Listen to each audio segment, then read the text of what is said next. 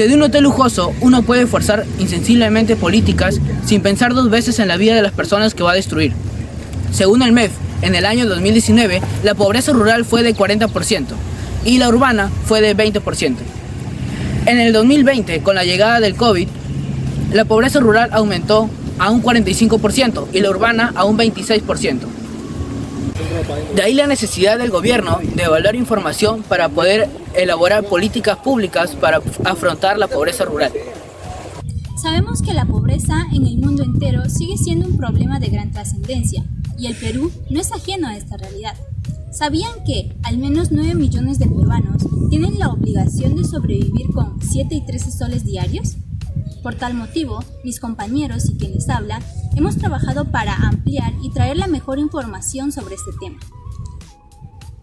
Ahora bien, la población rural es la que menos se ha visto beneficiada tras el crecimiento económico que registró nuestra nación en los últimos años. Por un lado, los programas sociales han servido en parte para aliviar la pobreza, pero han sido ineficientes para resolver la raíz del problema. Prueba de ello son los índices de pobreza que en lugar de disminuir han aumentado.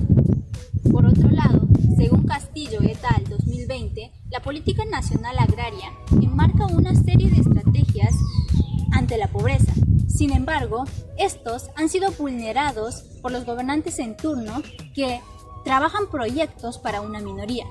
Por ende, la pobreza rural es un componente complejo y múltiple que necesita de políticas estratégicas y coherentemente planteadas para ser efectivos en la lucha contra ella. Las políticas públicas son deficientes para la reducción de la pobreza en el sector rural del Perú, la cual se ve presentada en los últimos 5 años y no responde a las necesidades de las personas. Según el documento de Política Pública de Modernización de Gestión Pública 2030, nos brinda una serie de diagnósticos donde nos presentan las delimitaciones de gestión pública por parte del Estado. Además, el principal problema es la mala administración de bienes y servicios. Por tanto, la población sigue bajo las consecuencias de la mala gestión pública.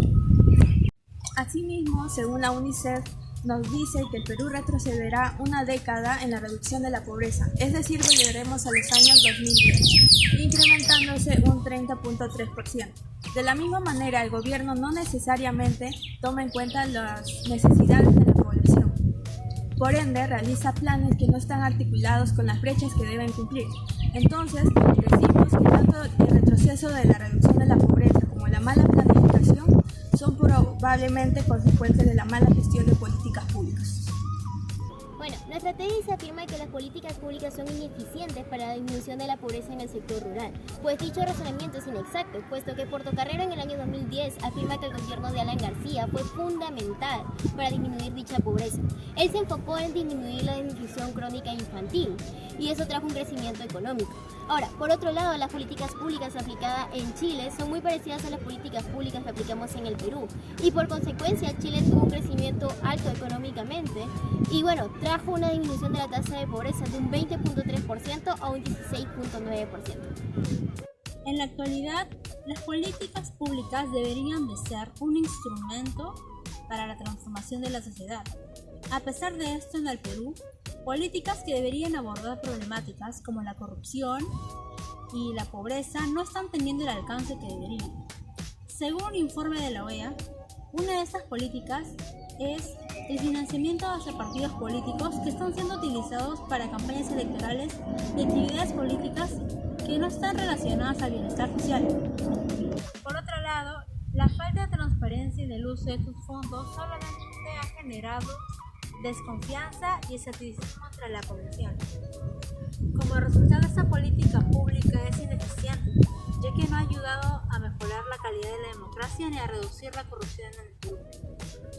Por otro lado, índices del INEI evidencian una brecha significativa entre la pobreza del sector rural y del sector urbano. De ahí que el economista Paul Contreras mencione que la utilización de estos fondos debe ir mayoritariamente dirigido al sector rural, ya que es ahí donde la mayoría de la población es pobre y padece de hambre. Los prejuicios son la excusa perfecta para desentenderse de la pobreza. para ignorarla, para ocultar las vidas, para ocultar los sufrimientos, para ocultar un montón de desgracias. Entendamos que la crisis no trajo consigo la pobreza. De hecho, la pobreza está inmersa, está sometida a la estructura social en la que vivimos.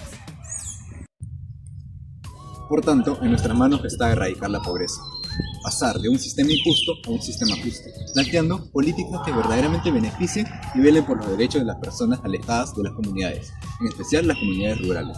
Piensa, actúa, tú también puedes ser parte de esta lucha contra la pobreza.